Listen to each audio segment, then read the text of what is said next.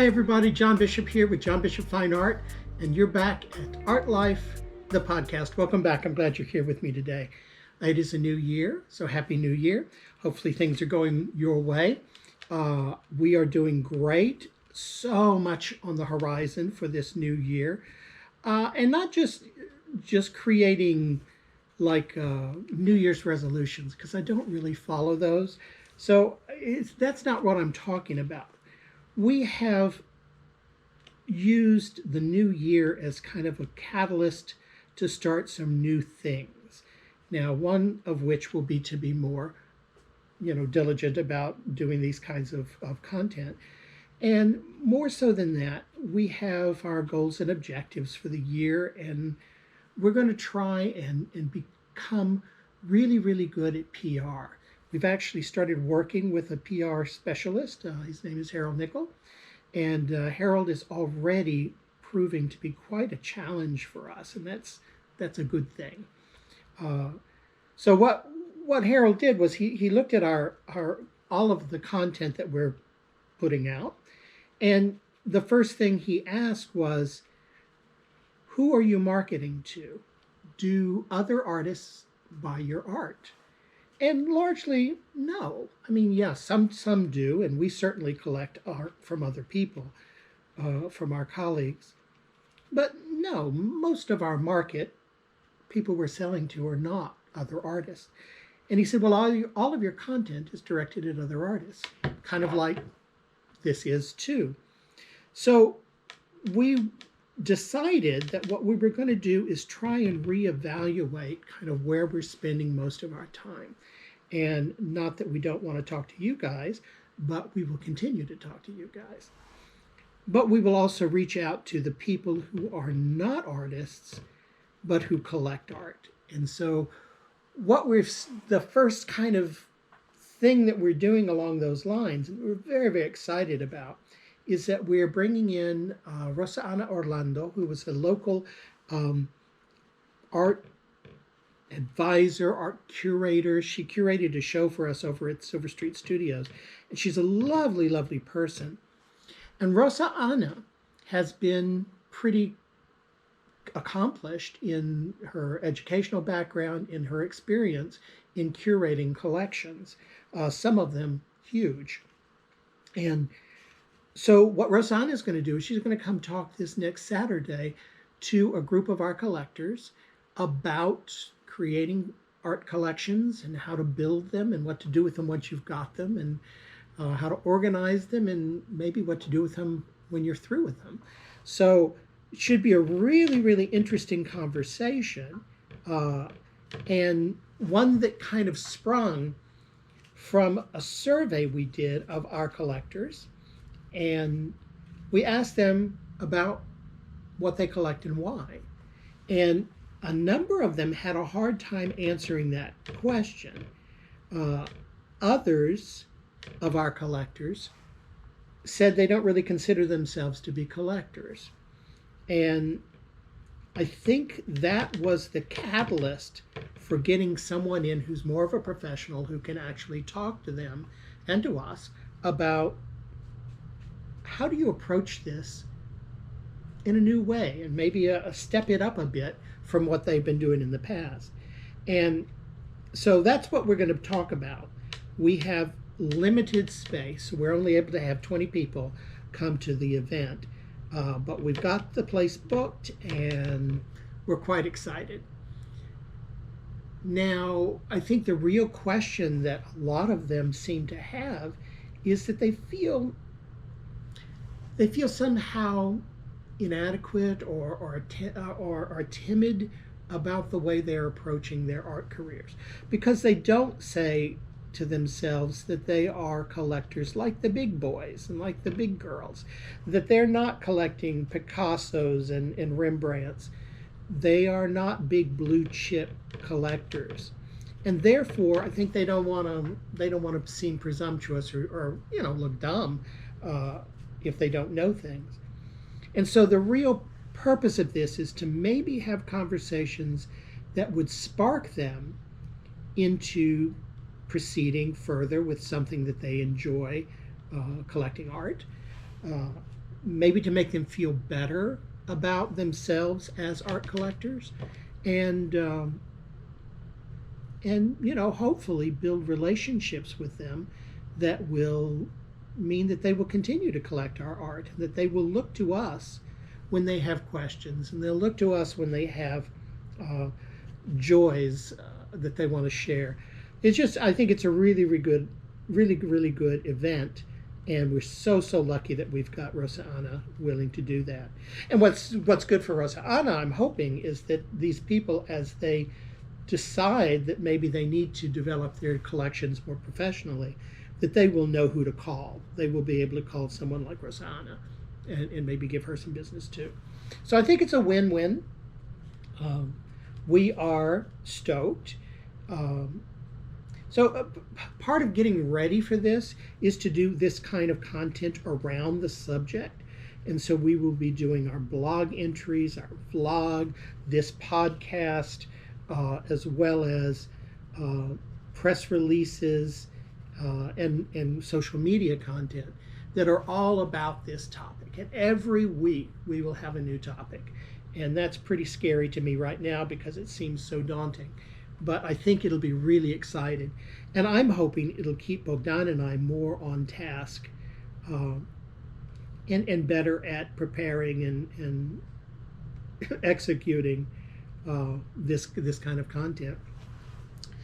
But I wanted to start with one of the things that is a huge concern, I think, for people, particularly when you're looking at modern contemporary art, is what is art?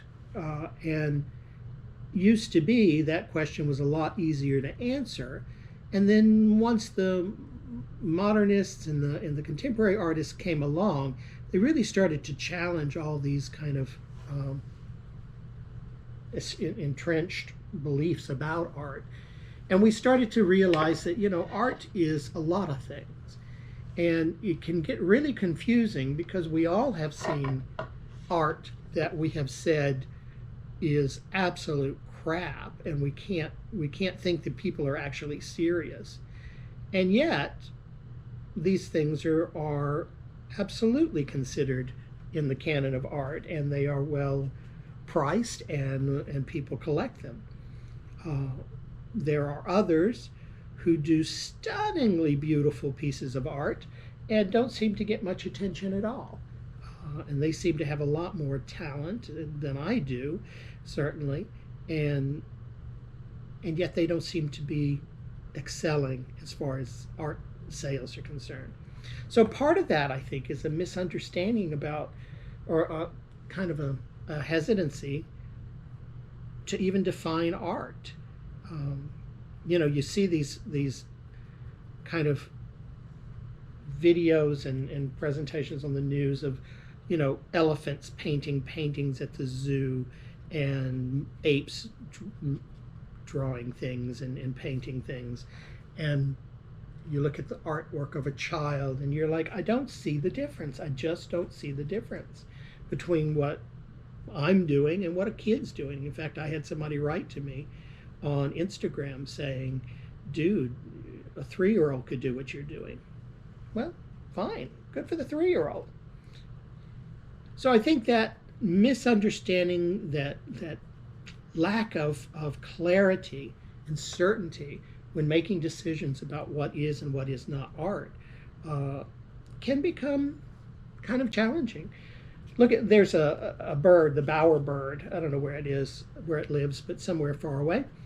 And the bowerbird collects shiny objects, usually I think blues, but I don't guess always in blue.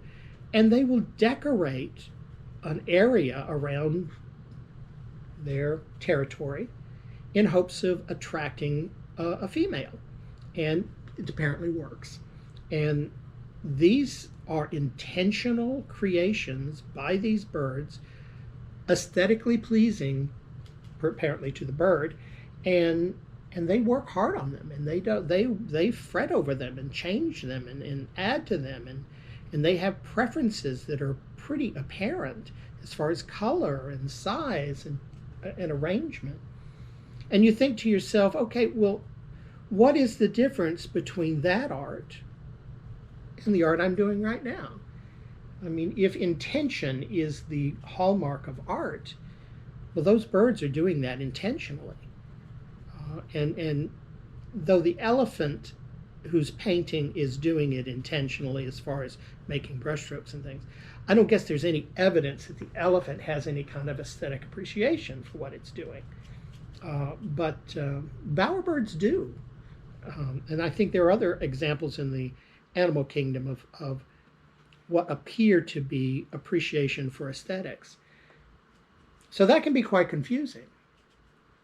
So once you actually determine that you can tell the difference between what is art and what is not, then you have to say, why would I collect it? And we collect all kinds of things. I sadly asked Bogdan, I have a large collection of ceramic pixies from the 1950s and 60s. Those horrible little elves that would sit on shelves, or they would become little pots for seedlings. And these things are pretty ghastly. I inherited it from my grandmother. Oddly enough, doesn't seem like anyone else in the family wanted them. But that little collection meant something to me. I thought it was cute. I thought it was funny, and is not of interest to anyone else. But that's okay. It's a collection. And the reason for collecting it is because I found joy in it, and I found an interest in comparing and contrasting the kinds of pixies and the positions and the paint colors and things like that. And I don't want to collect anything that is new. I don't want new pixies. I just want the traditional old 1950s, 60s pixies, as ghastly as they are. So I have some criteria around that collection that says, here's what I collect and here's what I don't. And that becomes important because I don't just collect any old pixie. There is an intention. There's a plan that I work to. Now, fortunately, I've given up that collection. It is a dead collection. Bogdan won't allow me to purchase any more. And I used to scour the internet and the eBay auctions, and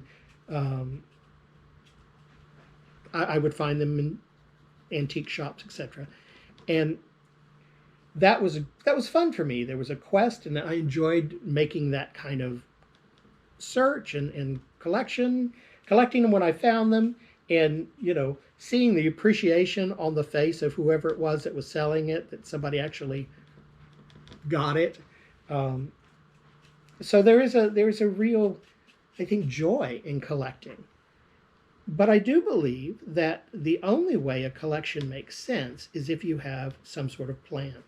And I guess that's what I'm really hoping that Rosa Ana will do for us, is to give us kind of a roadmap for a plan. And the important thing to remember is that when you're worried about where do you start as a collector, my assumption is that you've already started. If you bought a painting, if you bought a sculpture, you're a collector. You have purchased art, and you are taking care of it, and it's in your home, and hopefully you will continue to do that if it brings you joy. Now, some people collect for different reasons. Some people collect because they want to decorate their home, or they want to add a certain vibe or elegance to their home. And some people buy art just because it reminds them of a holiday they took and they really enjoyed. And some people collect only from people they've met, so that they have this one-on-one relationship with the artist, which gives them, interest and joy when they're building that collection, and gives them something to talk about at dinner parties when people come over. So, there's any number of reasons to collect, and some people collect for an investment to try and make millions of dollars later as resale. And I'm not sure those are the people who are buying my art, but one day. The important thing to remember, though, is that when you are building that collection, you need to write stuff down. I think one of the most common things I hear from my collectors are, oh yeah, I have a story for every one of these pieces of art, and it's right up here in my head. Well, I'm sorry, but what's in your head right now for a collection of 10 things or 50 things or 100 things, when it's 300 things over a period of 20 years, you're going to forget. You're going to forget all kinds of things about that art. In fact, I just, in the limited things I collect, I've had to write to artists and say, what was the title of that again? And oh, by the way, I never asked you any questions about this piece of art. Can you give me more information? But you need to write all this down. And that's for two reasons. First of all, you're going to forget. So find a way, make a file, throw information about the paintings, or I say paintings because I'm a painter, for whatever the artwork is, where you got it, how much you paid for it, keep a receipt, keep a certificate of authenticity. And by the way, if I haven't given you a certificate of authenticity in the past when you purchase my work, please let me know, because I really should have done that. But sometimes you don't think of yourself as an important artist who's going to be collected, and other people don't think of themselves as collectors, and so they don't do that in the early stages, and that stuff then gets lost. It's really important that what you create in your records is a provenance, and a provenance is the history of that piece of art between you, the owner, and the artist who made it. And the older that piece gets, and as far removed from the artist as that piece gets, the harder those things are to prove. So to have a clear provenance on a piece of artwork is vital. And it's vital not only for your own understanding of what you have, but also in what it's worth. You're able to look at an artist maybe after they're dead, or at least over the span of their career, and maybe you're collecting early works that might really be more valuable or at least more collectible further down in that artist's career. So it's important to have a record written down somewhere that is accessible. I use a program called Artwork Archive. I'm not endorsed by them in any way, but I love Artwork Archive because I can put everything in one place, and it's a database that I can put all my art in, all the information about how that was created, who I sold it to, when, for how much, and how much tax was charged, and I can then create reports of what is sold, what hasn't, what certain series have done and which ones haven't, where they're on exhibition and when, and ultimately, what will be kind of where they are at this particular moment. And so all of that's online, and I can get to it wherever I am in the world. The problem, though, is, in 30 years, maybe Artwork Archive goes out of business. And if that were to happen, where's all my data? And if I were to pass away, does anybody know that I have Artwork Archives? And do they have the password to get into it so they could actually see what I have collected over the years? So it's not a bad idea to also have a paper copy. And that's something that Rosa Ana has already suggested when we've spoken to her in the past. It is so, so important when you decide to kind of divest your collection, whether that's to give it to your kids. And the other thing we always hear from artists is our kids don't want anything to do with it. I lost both my parents not too long ago, and I can tell you that there are a lot of things that became important to me that I didn't think were important when they were still alive. So to have that record, that written record in files or however you organize it, that would have said what mom and dad or mom or dad felt passionate about and what they worked their lives collecting, that would have become much more important to me. And to hear those stories and the connections they have with artists who may be important now after many years, that could be really, really important to your kids. But even if it's not, to have those files accessible and clear for your kids after you pass, then they would know what you have, what it's worth, and perhaps some of the importance of the collection that you've collected over the years. So that's not unimportant. Another thing to remember is that there are a lot of people who amass collections, and those collections make sense as collections. And if you start to split those collections up, because people, maybe you've got 10 kids and each one wants a section, that you're killing that collection as a unit. Some people opt for donating those collections to museums or to institutes or schools that will preserve this collection as a thing in their own holdings, their own art holdings.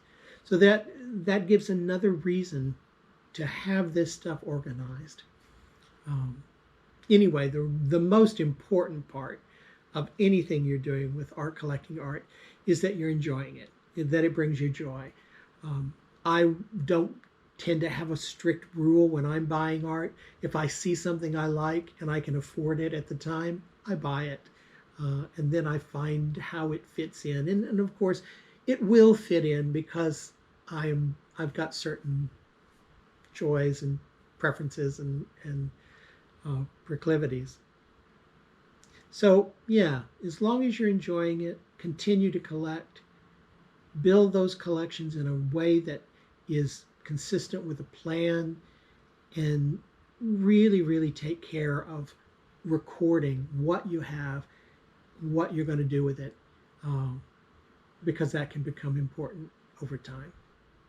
Have a lovely week. I will see you later. I'll keep you posted on what happens with Rosa Ana Orlando, because that should be really exciting. And otherwise, have a great week. Happy New Year. And I'll talk to you again next week. Bye now.